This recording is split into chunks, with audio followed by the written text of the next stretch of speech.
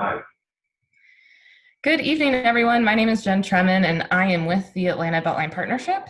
Thank you so much for joining us this evening for the fourth installment of the Fix That Home Repair series on water conservation. The Fix That series is a part of the Atlanta Beltline Partnership's Home Empower Workshop series, where we work with partners to deliver informational workshops to help renters and homeowners feel more secure in their home. I'm absolutely thrilled to be partnering with the Atlanta Community Tool Bank, House Proud, and Atlanta Land Trust on this 8-part series to teach you guys some basic home repair and skills to save money and be safer inside of your homes. I'm also very excited to be joined tonight by the West Atlanta Watershed Alliance, who you'll be hearing from in just a little bit. And after their presentation, you will have a chance to ask them all of your burning questions.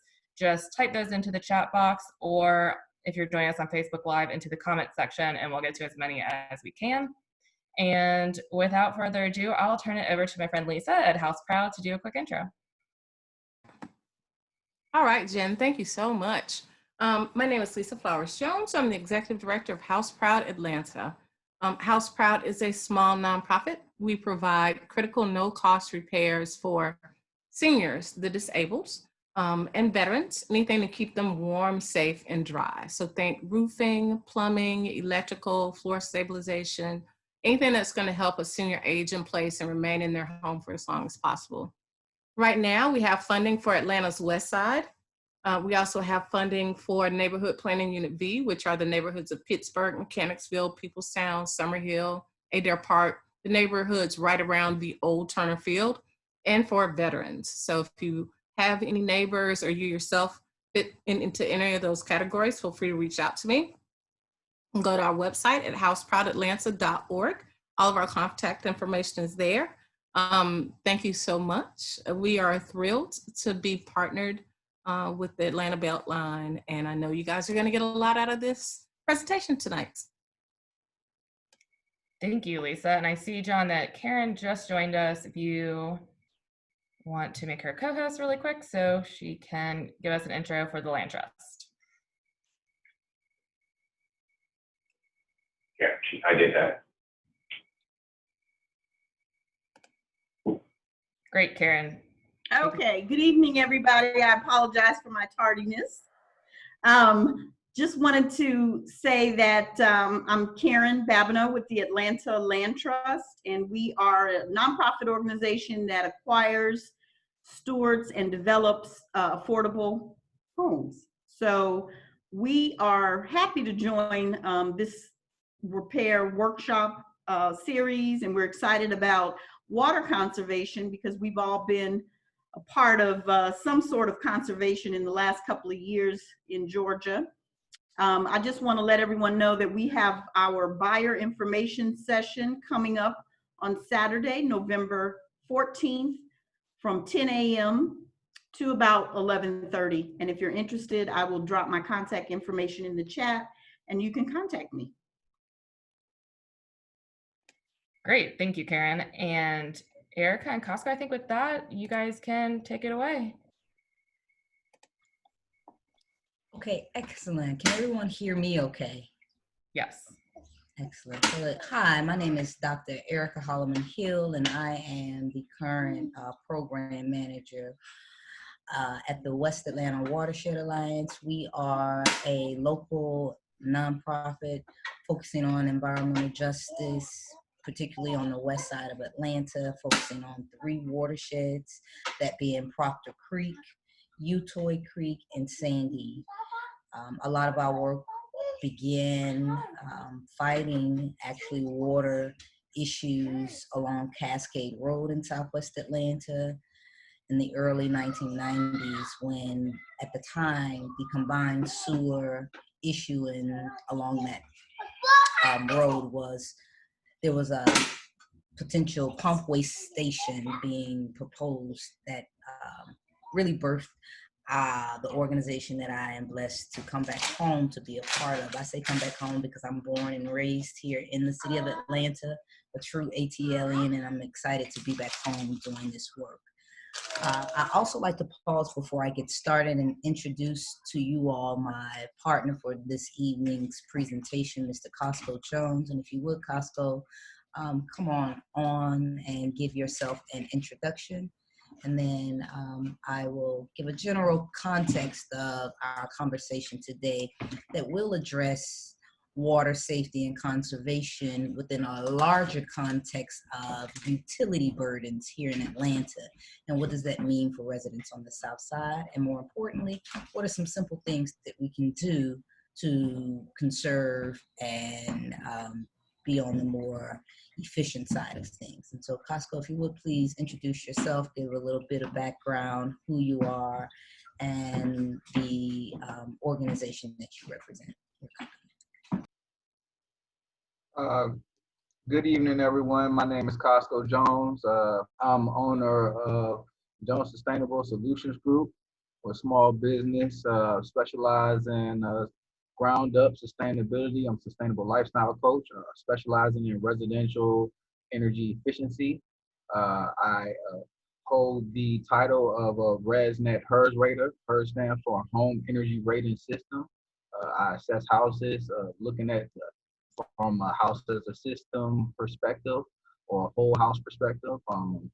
So looking at how other things you do in the home are interdependent upon each other, not just solely looking at your windows or your insulation or your plumbing or something like that. So I look at the house as a system. I quantify energy and give a HERS score for the home. Just think of it like MPGs for a car, but it has to do with energy consumption and for your home. So that's something that I do. I'm a former South-based employee. I did my undergraduate at Norfolk State University, HBCU up in Virginia, and then I did my graduate at Virginia Tech. So that's a quick intro.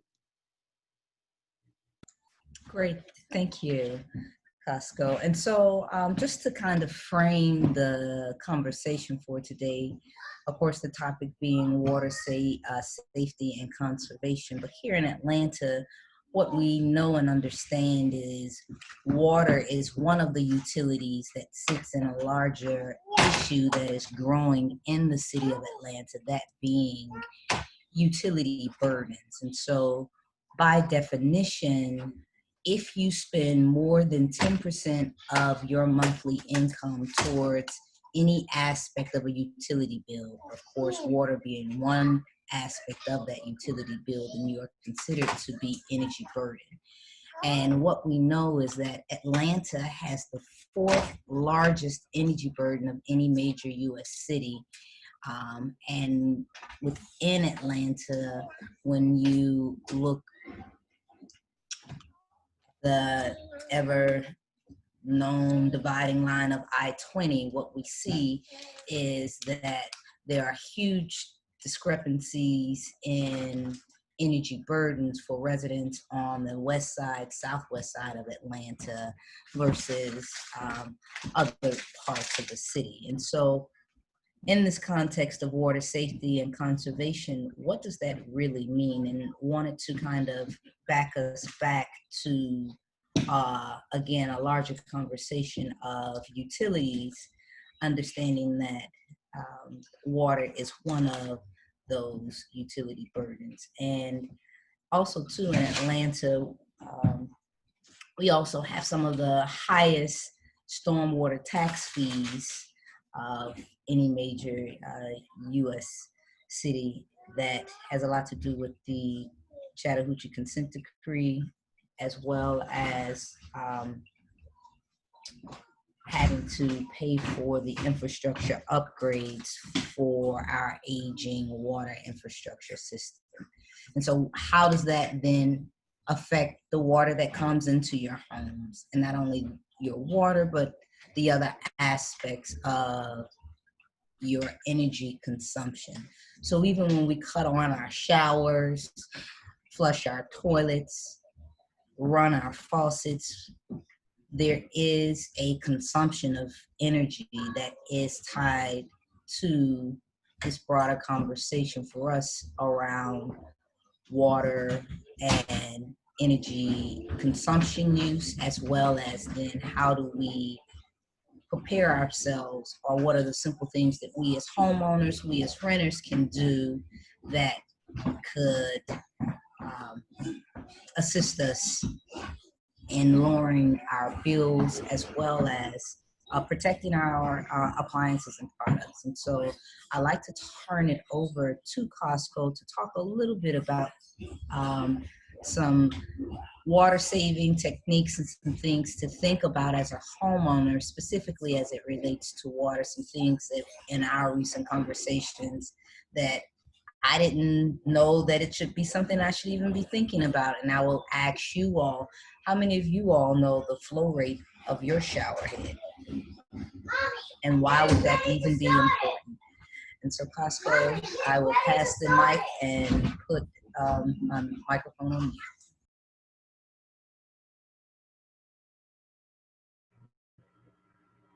Hello, hello.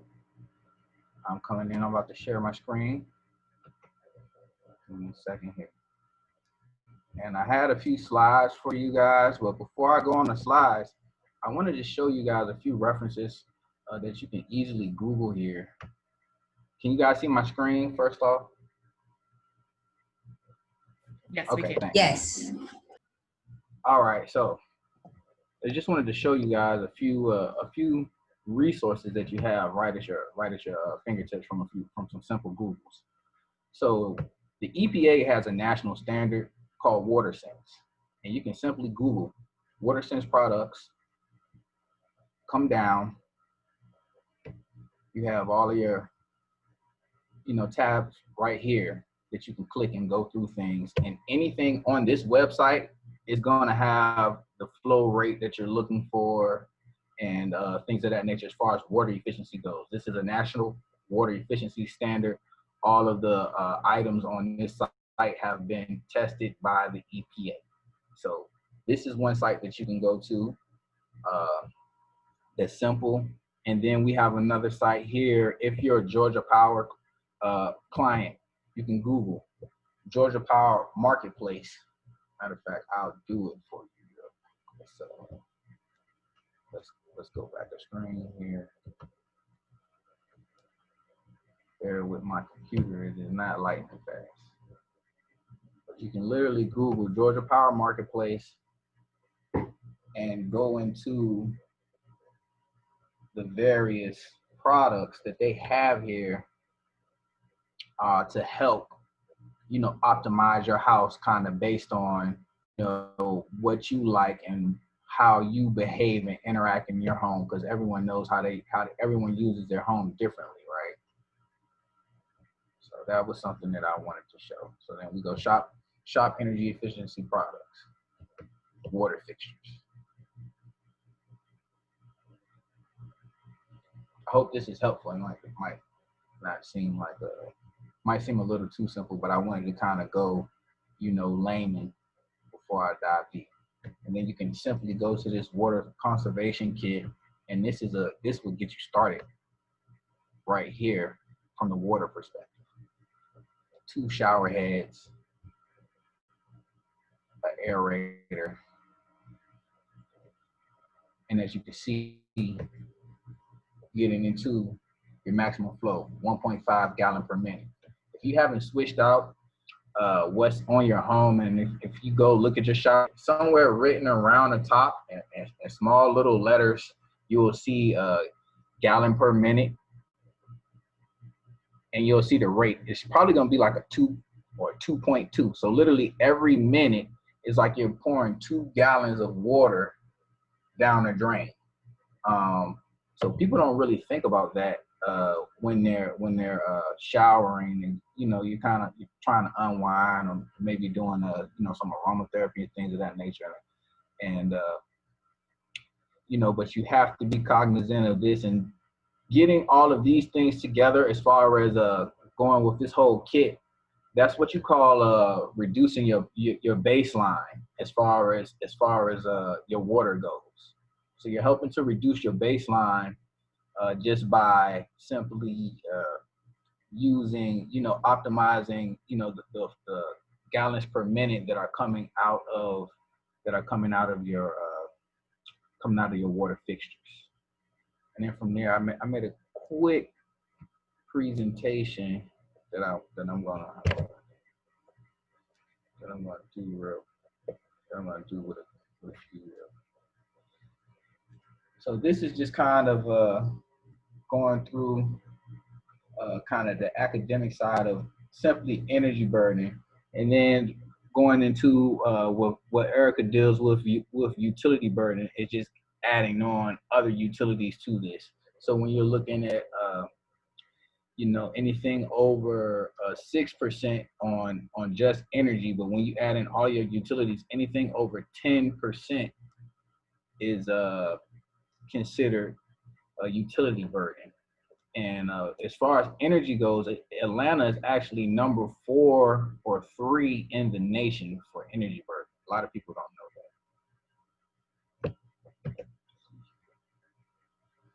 Here is energy burden by zip code. Off the top of my head, I'm pretty sure that this one may deal in the West.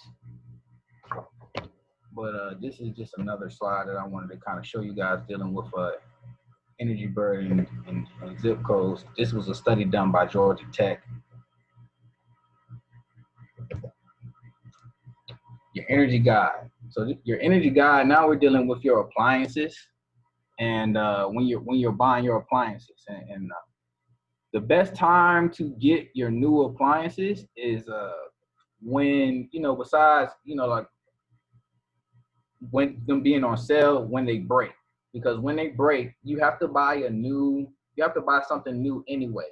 So then when you're looking at your ROI, it's only the difference in cost between that higher end Energy Star thing versus the builder grade product, so to speak. Is everyone following that? So if something breaks in your house when you're a homeowner, right, and you have to get a new water heater anyway, that is the best time to go ahead and splurge and get the better one. So when you get better appliances, you're dealing with your baseline energy load. I'm sorry, I went ahead. You're dealing with your baseline energy load. Your baseline energy load is everything that you don't unplug. So typically that's your refrigerator, your washer and your dryer, your furnace or whatnot, your HVAC unit or whatnot, things of that nature. You should be in the habit of unplugging your small appliances. It's good to be in the habit of unplugging your small appliances unless that's just part of your routine. I know, like my mother, she has a timed coffee maker, and that's part of her routine. That Folgers in your cup waking up thing is real. So, that's just one of those things. But back to this energy guide. You want it to be as far on the left as possible. As you can see here, where this is 67, you would want it to go down to 57. Ideally, you would want your kilowatt hours as low as possible. If you're buying all new appliances, you as a homeowner can be active and take all of these and add them up. Basic arithmetic, and that will give you a roundabout rough energy consumption without factoring in your behaviors and all of these other things, right? But it could give you something roundabout. This is just speaking on the HERS rating, the standard that I was speaking on that I'm certified in. So when you hear people talk about net zero homes on HGTV, they're talking about a net zero home in reference to this standard. Typically what happens is with the HERS rating, they would get the number to around somewhere between that 0 and that 50 would probably be about 30. And then they would add the solar panels, and the solar panels would add a negative number to that 30 of the energy consumption, therefore making it net 0. Or sometimes you can have a net positive house that actually makes more energy than it uses. energy in your behaviors. Your behaviors can affect your bills up to 50%. It's not just the water. It's a little bit, it's funny because you know that your behaviors can affect the water bill because water is tangible, right? If you leave the water on, eventually it'll just overflow, right? No one told you when you're leaving the light on, the light's just on, and you can mitigate that by, especially with kids and things of that nature, you can put it on a timer. You might have to explain to them that it's on a timer so they don't get scared. But certain rooms you can put on timers to kind of help automate that part of your life. Programmable thermostats are good if you are on a routine.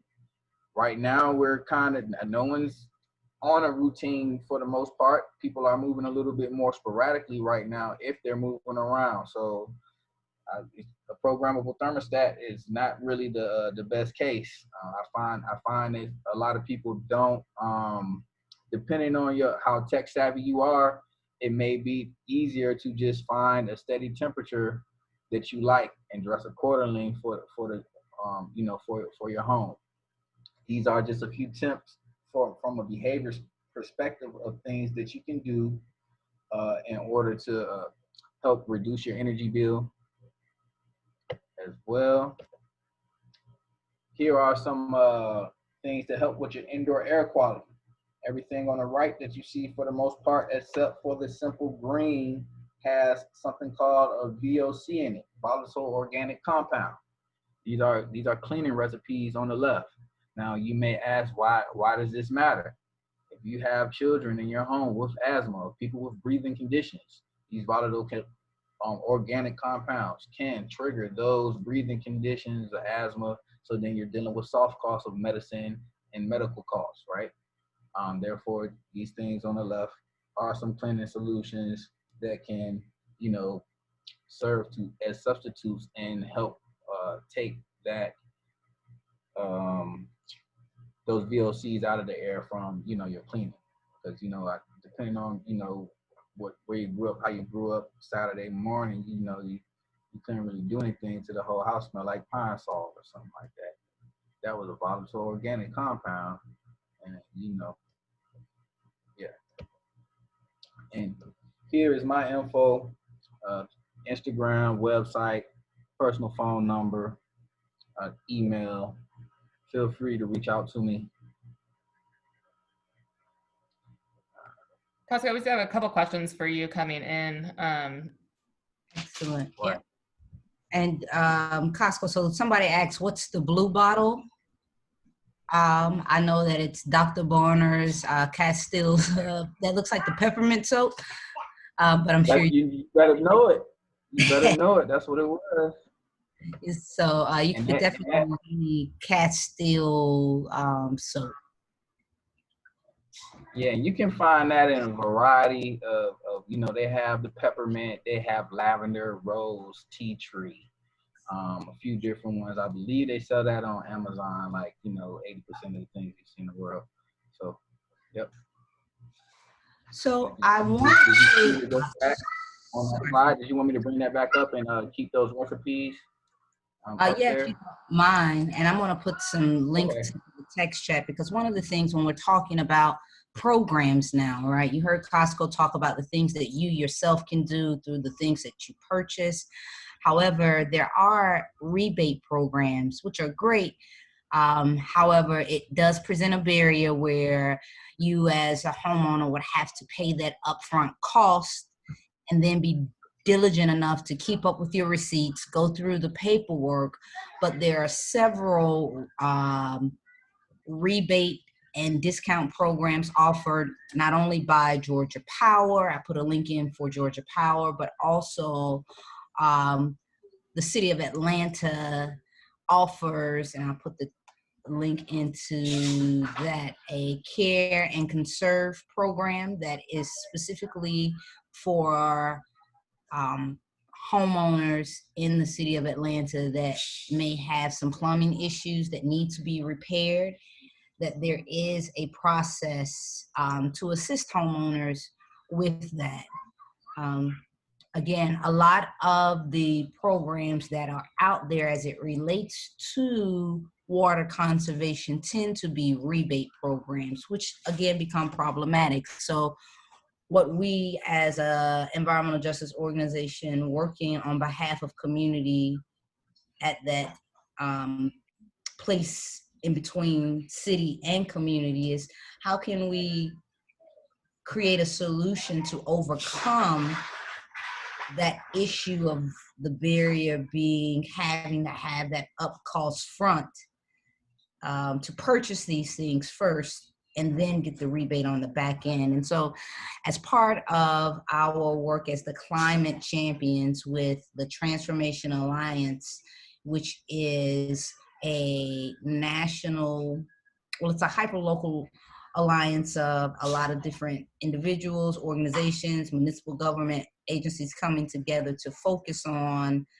the area right from Fort McPherson up to the AU on Lee Street. We're one of 6 cities in this national multi-philanthropically funded program that addresses kind of the equity issues. And so some of the things that we hope to establish will be a renewable energy efficiency equity fund. We call it the refund. And what it is a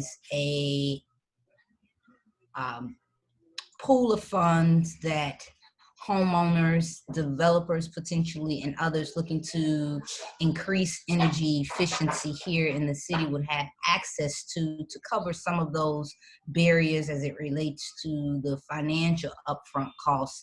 And that's from even something as simple to toilets to something as large as the solar rebate programs of getting solar panels, where you still would have to have that upfront cost to then be able to get the benefits on the back end.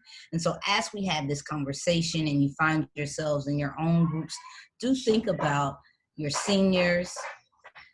And I will also say to think about another larger growing population of young people.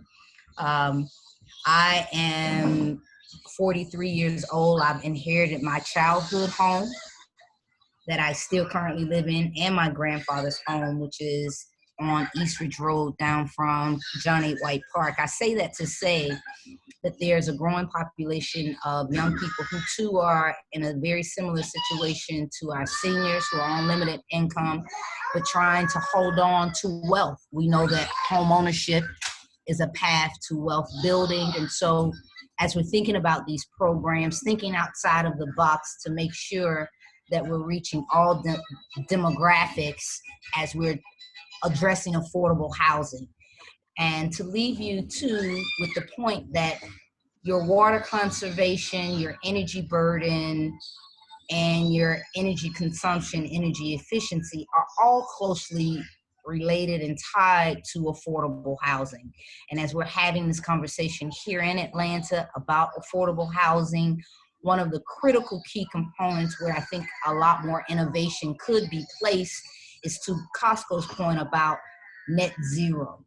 If we're able to offer residents who are most vulnerable to energy burdens opportunity to live in housing that have this net zero consumption from water. I was on a sustainability summit call over the weekend that we're looking at alternatives to generating water out of the atmosphere as opposed to your traditional rain barrel collection, waiting for the rain to come out of the air. So just things to think about as you are grappling with, first, how do you conserve within your home house? 2, to make sure that you always know that your water and your energy consumption are closely connected. But lastly, again, how do we have this broader conversation around putting in place and removing the barriers to a lot of these energy efficiency programs, of which one of the most easiest barriers to overcome is a clearinghouse of where all of this information lies. It took me about 15 minutes to find all of these different resources that I've been kind of placing in the text chat, but there's not one clearinghouse for energy efficiency or water conservation. And so that too presents a barrier. And so I always like to leave us on a note of solutions. And through this collective effort, hearing from community members as the Beltline is building out their affordable housing strategy, that they think about very closely, what does that energy efficiency component look like? Why? Because the city of Atlanta has committed itself to 100% clean energy by 2035. 2035, and that's right around the corner. And what all of the data has shown is that the way that we're going to get there is through energy efficiency and implementing things that Costco has mentioned. And so I'll open the floor up, put my microphone on mute. Costco, if you have anything you'd like to add. Yeah, I just wanted I wanted to interject right there and say that. And then can I also say that some of these things that I'm talking about, they're really low-hanging fruit. I mean, there are studies that have come out. For example, it was something going on in New York where they needed to reduce their water consumption, and they gave everybody low-flow toilets and installed them. There are scenarios like this that can happen where you have to. That's why I say bottom-up sustainability is so important, because once you get everyone in tune with certain concepts, I mean, it's one planet, regardless of how everyone feels about each other. We can't go but so far. So we're stewards here together, and we have to take care of this planet together. And I feel like everyone is willing to do their part if they know better. So I'm just here to try to help people know better. I grew up watching Captain Planet, and I'm a real tree hugger. I really am. And I just want to just reiterate that these are things that are low hanging fruit. There's no way that we're going to get to 100% without addressing the residents. And the funny thing about it is, on the commercial side, we're killing it. Atlanta's doing great on the commercial side. Meanwhile, we're number 4 in energy burden on the residential side. So we just have to look at that and address that. As the city and the identity is slowly changing, this is still something that needs to be addressed, so that it can be a healthy change and we can grow in a smart way. It's a huge opportunity to be a leader again. All such fabulous points to wrap up on, and I'm glad to know that I'm not the only one that watched Captain Planet growing up. I thought I may have been, so you have a friend in me. So please enter any of your questions for our presenters into the chat. And just thank you both for that really valuable information. I'm certainly going to look into changing my shower head probably tonight. Yeah, no, Costco is definitely a wealth of information. I was like, Flo, what? And so, again, information is key. You can't do what you don't know. Absolutely. So we'll give just a couple seconds for any questions. But I just thought that was very valuable information, and I'm looking forward to working with you both more, as you said, as the Beltline is getting completed and as the city is, in 10 years or so going into their sustainability plan. So this is a funny question, because I was thinking this myself. So our previous workshop was on plumbing basics, and our plumber expert did say not to use baking soda for cleaning the sinks. I'm not sure if you have experience versus our plumber. I'm sure this may just be kind of a personal. Yeah, I was gonna say if that's what a plumber is saying, you're gonna go with the plumber. Like I'm not gonna because I do real estate inspections as well, and we say refer to a licensed professional. So these are things that I'm saying now. Now I do use I use it at mine, so maybe I need to look into that, because I do use it to clean some of my stuff. So I think there was some concern about it building up, so it may be, you can do it a couple times. I'm obviously not a plumber, so definitely refer to what our experts are. But he was mentioning it could cause some build up, and he did have a recommendation And of course, now I'm forgetting, but I'll send out our links. So this is being recorded, as have all of our previous sessions. So I will make sure everyone gets the link in our follow-up so you can watch our plumbing as well as some of our other ones.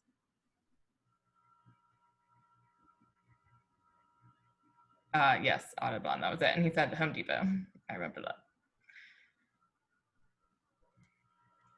Okay, excellent. Any questions?